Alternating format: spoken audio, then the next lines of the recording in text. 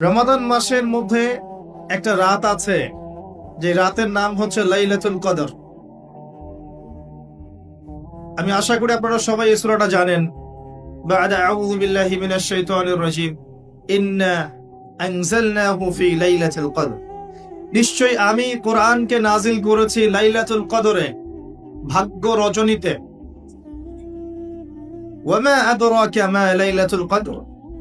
হে নবী মুহাম্মদ সাল্লাল্লাহু আলাইহি ওয়াসাল্লাম, আপনি কি জানেন লাইলাতুল কদর কি জিনিস? লাইলাতুল কদরি খায়রুম মিন আলফি শাহর। লাইলাতুল কদর হচ্ছে হাজার মাসের চাইতে উত্তম। এখানে গাণিতিক ভাবে ব্যাখ্যা করতে যাবেন না 1000 মাস সমান সমান কত বছর হয়, ব্যাপারটা এমন নয়।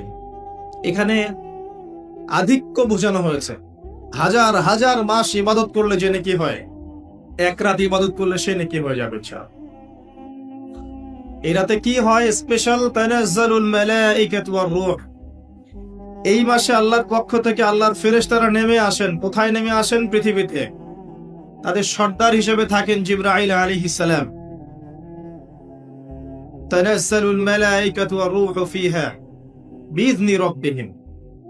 আল্লাহর রবের আদেশে তারা এই কাজটা করেন। মিন কুল্লি আমর, প্রত্যেকটা বিষয়ের ফয়সালা হয় এই রাতে।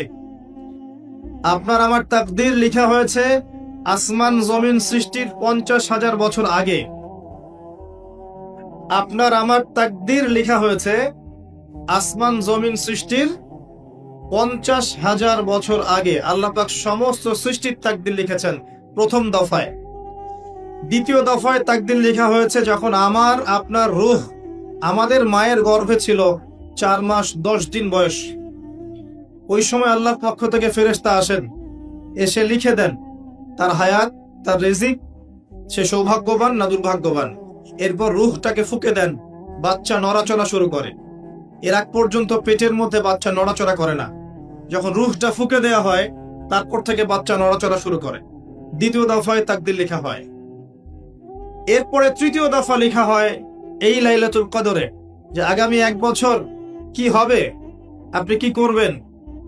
অর্থাৎ 1 বছরের বাজেট প্রণয়ন করা হয় প্রত্যেক লাইলাতুল কদরে।